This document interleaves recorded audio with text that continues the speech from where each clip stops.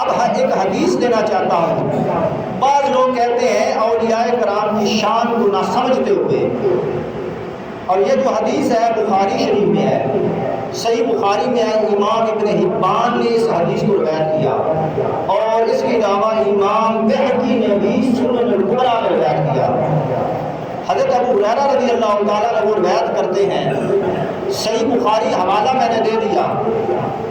حضرت ابو ہریرہ رضی اللہ تعالیٰ عنہ وہ روایت کرتے ہیں کہ آقا علیہ السلام نے فرمایا، حضور تاجدار کائنات صلی اللہ علیہ وسلم نے فرمایا کہ اللہ فرماتا ہے اگر کوئی بندہ میرے کسی ولی سے دشمنی رکھے گا، میرے کسی ولی سے دشمنی رکھے گا، ایک تو یہ ہے نا پورے سلسلے سے دشمنی رکھنا، پورے اولیاء کرام کے سلاسل کو ہی رد کر دینا اور کہنا کہ بابے تو شاعری کوئی نہیں ہے.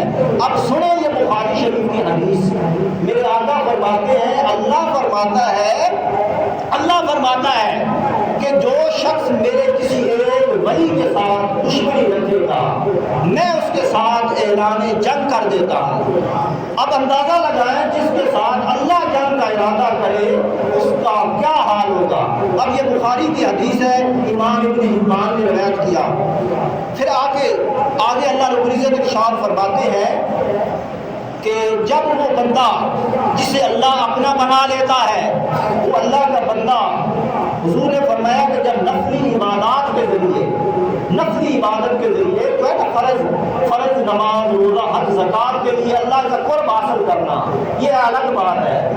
نفلی عبادت کے ذریعے تہجد، درود و سلام اور دیگر جتنی بھی نفلی عبادات ہیں ان کے ذریعے اللہ کے قریب ہوتا چلا جاتا ہے، اللہ کا قرب حاصل کرتا چلا جاتا ہے.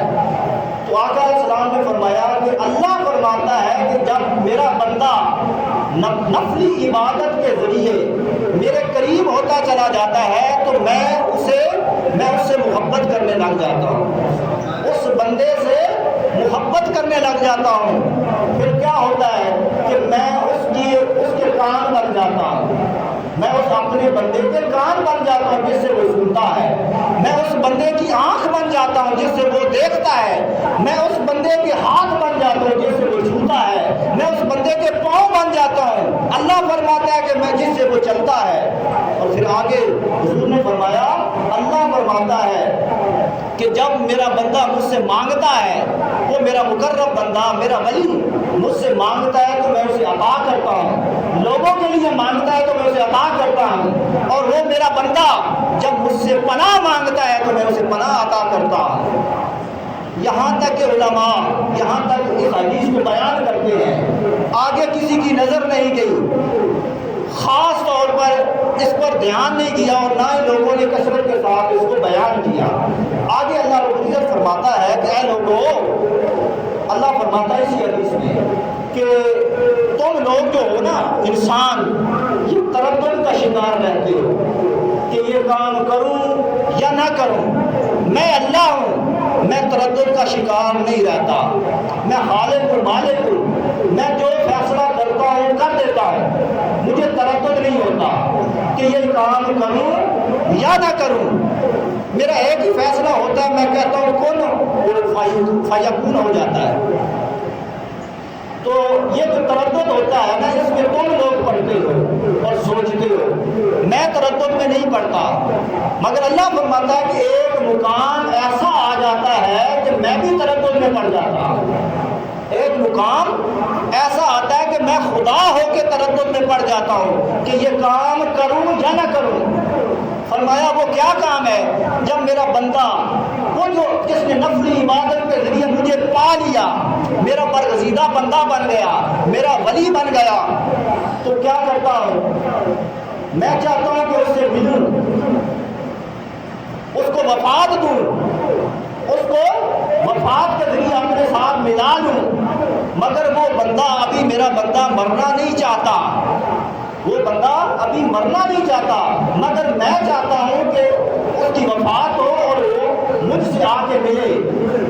تو فرمایا کہ میں اس جگہ پر متردد ہو جاتا ہوں کہ ادھر اس کی تکلیف بھی مجھے ناپسند ہے، اس کی تکلیف مجھے ناپسند ہے. میں تردد میں پڑ جاتا ہوں کہ اسے موت دوں یا نہ دوں. اس جگہ پر اللہ فرماتا ہے کہ میں بھی متردد ہو جاتا ہوں اپنے اس بندے کی خاطر کہ آیا سے موت دوں یا نہ دوں۔ اسی طرح حدیث پاک، یہ تو حدیث تھی بخاری شریف کی، اسی طرح حدیث پاک میں ہے، اور جو اگلی حدیث دے رہا ہوں یہ بخاری شریف میں ہے اور مسلم میں ہے۔ اللہ رب العزت آقا علیہ السلام نے ارشاد فرمایا کہ جب بندہ اللہ کے قریب ہو جاتا ہے تو اللہ تعالیٰ اس سے محبت کرنے لگ جاتا ہے۔ نفلی عبادت کے ذریعے جب بندہ اللہ کے قریب ہو جاتا ہے تو اللہ اس سے محبت کرنے لگ جاتا ہے اور جبریل کو بلاتا ہے اور کہتا ہے کہ جبریل ادھر آؤ، میں اس فلاں بندے سے محبت کرتا ہوں، تم بھی محبت کرو۔ تو پھر کیا ہوتا ہے کہ وہ جبریل بھی اس بندے سے محبت کرنے لگ جاتے ہیں۔ پھر حضرت جبریل امین آسمانی مخلوق کے درمیان جاتے ہیں اور ان مخلوق کو کہتے ہیں کہ اس فلاں بندے سے اللہ محبت کرنے لگ گیا ہے، اللہ اس کا عاشق ہو گیا ہے، اس سے محبت کرنے لگ گیا ہے، تو تمام آسمانی مخلوق اس سے محبت کرنے لگ جاتی ہے۔ پھر حضرت جبریل امین زمین پر اترتے ہیں اور لوگوں کے دلوں میں اس ولی کی محبت ڈال دیتے ہیں، اس اللہ کی محبت اس بندے، لوگوں کی عوام کی دلوں میں اس بندے کی محبت ڈال دیتے ہیں۔ تو یہ ہے محبت کا صلہ جو اللہ سے محبت کرتے ہیں۔ اسی طرح حدیث پاک میں ہے، حضرت سیدنا فاروق اعظم رضی اللہ تعالیٰ عنہ روایت کرتے ہیں کہ آقا علیہ السلام نے صحابہ کرام سے فرمایا ایک روز کہ لوگوں، کچھ لوگ قیامت کے دن ایسے ہوں گے جو نور کے ممبروں پر بیٹھے ہوں گے، نور کے ممبروں پر اور نور کے ٹیلوں پر بیٹھے ہوں گے، اللہ نے انہیں وہ مقام و مرتبہ عطا کیا ہوگا کہ انبیاء اور شہداء ان پر رش کریں گے۔ وہ انبیاء نہیں ہوں گے اور نہ ہی شہداء ہوں گے، مگر انبیاء اور شہداء ان پر رش کریں گے۔ تو صحابہ کرام نے عرض کیا یا رسول اللہ ہمیں ان کی پہچان بتا دے کہ وہ کون لوگ ہیں۔ میرے آقا نے فرمایا یہ وہ لوگ ہیں جو ایک دوسرے سے محبت کرتے ہیں، کس لیے؟ اللہ کے لیے۔